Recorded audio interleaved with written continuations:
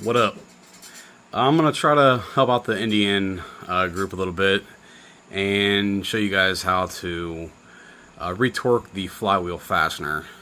I know it's been an issue with the 24 and up pursuits and challengers. I have a 24 right there. They've been basically blowing out the cover because they come loose and create all kinds of problems. So I've never done it before, but there's no videos and really kind of vague guidance on how to do it, so come along with me. Alright, bear with me here. I don't typically do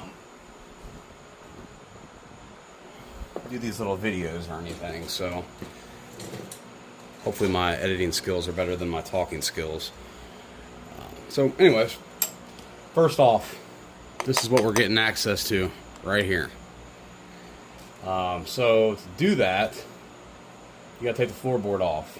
Pretty simple. I was also told we gotta take the shields loose, but I don't think we're gonna have to do that. There are little cutouts here for easy removal, and I don't think that that's gonna be a problem. So let's start with the floorboard first. We are gonna use a 8mm hex here, and we're just gonna bust this thing off. It's pretty simple. I do recommend using just a ratchet with this. Show you how you do this real quick. This is all pretty simple stuff here. Floorboard comes off real easy. We're just taking the entire mount and floorboard off, just so we can gain access to the cover here.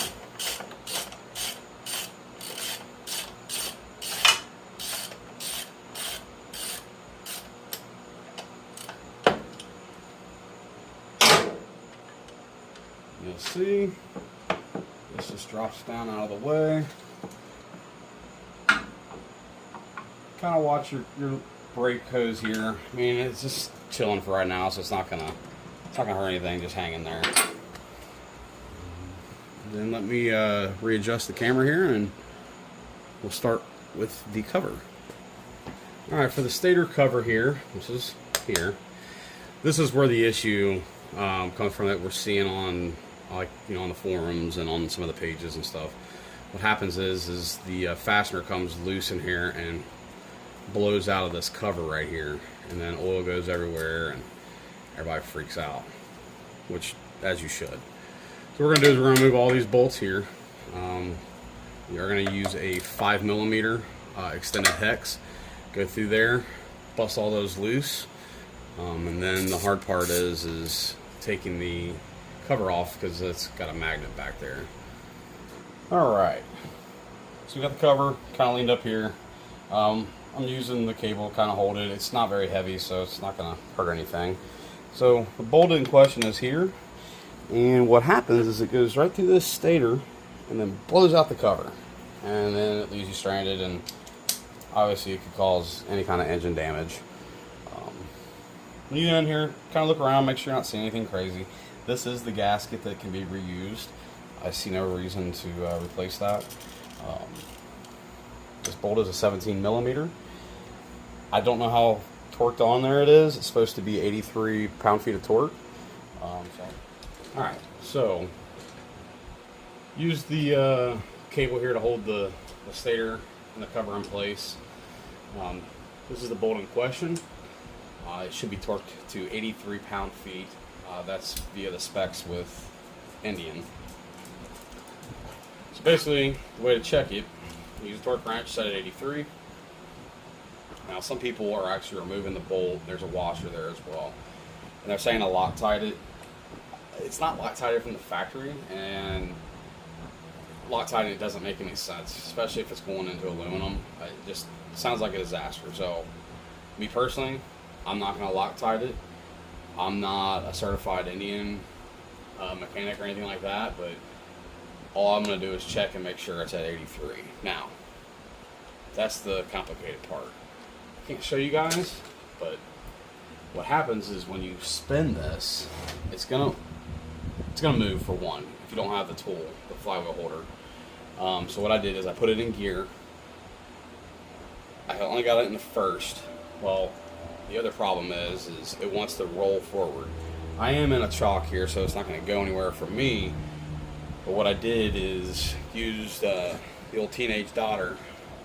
Yeah, actually put her to some work. And she came out and held the rear brake for me while I checked spec. I didn't have the camera rolling because I'm sure she wouldn't want to be on camera because, you know, how teenagers are. But just put it on there. Set your stuff to 83 until it clicks, or if you fancy and you have an electric one, until it beeps. And really, that's it. Mine was good at 83 or more, and I'm gonna go ahead and send it. I guess mine was okay, or it's already been checked previously.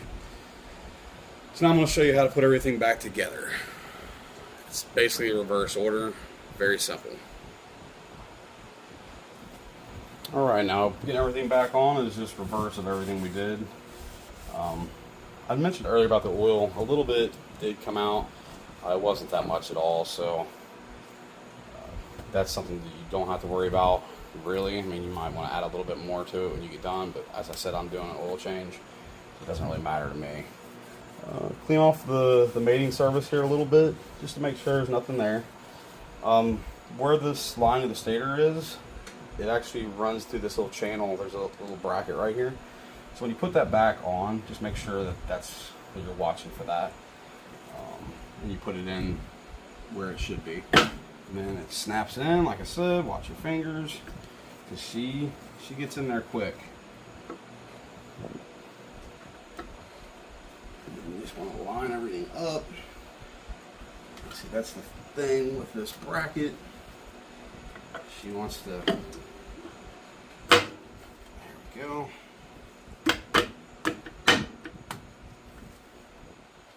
There is a little peg right here that it slides into. And you want to work its way into that peg. And then put it in. Like I said, makes a little bit of a mess. She'll be smoky when it starts, but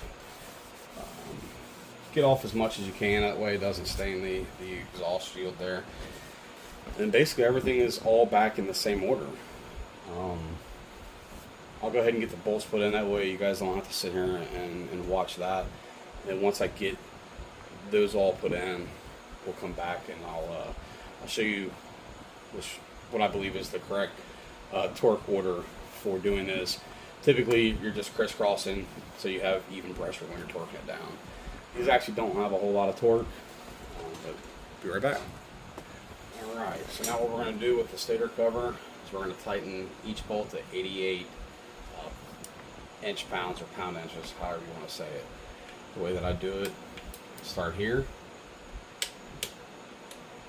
then I just do the crisscross all the way around.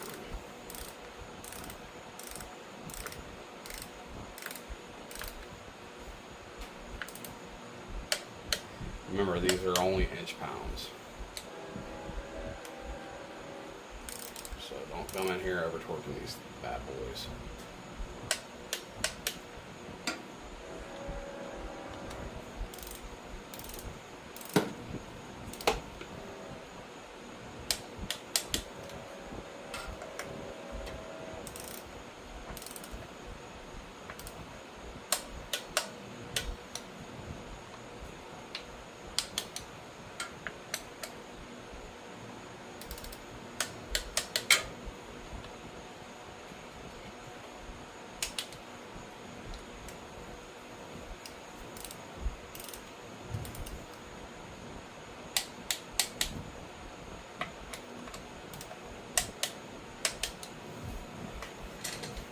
There's that. She's all set. She's a little messy, but that's how you check the flywheel fastener so it doesn't come blowing out your Indian's face right here and leave you straight on the side of the road. I'll go ahead and buckle everything back up and I'll come right back with you. Put the floorboard and the bracket and mount back on.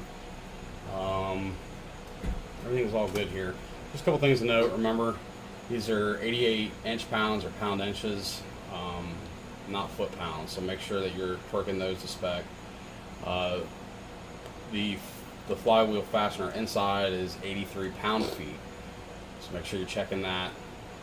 Overall, if I were rating this out of a 10 on a scale of hardness, it's probably like a 4. Really, just because getting down, you know, unless you have a lift, it kind of be cumbersome doing that.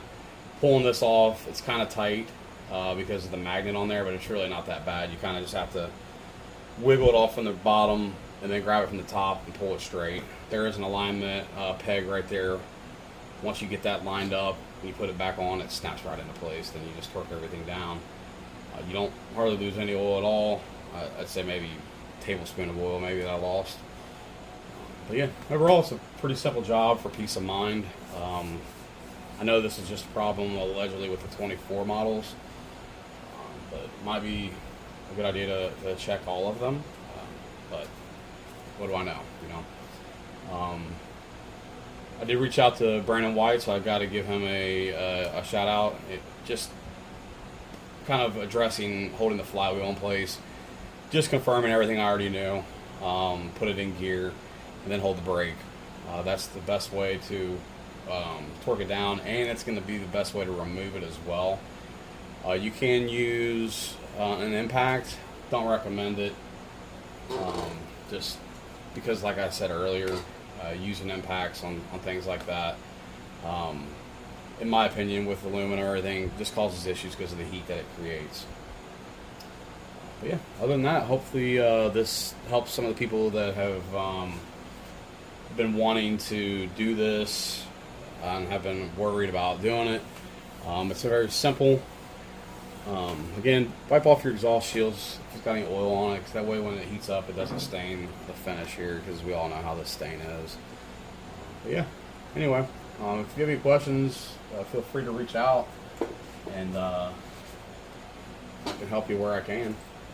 So other than that, I'll see you on the next one.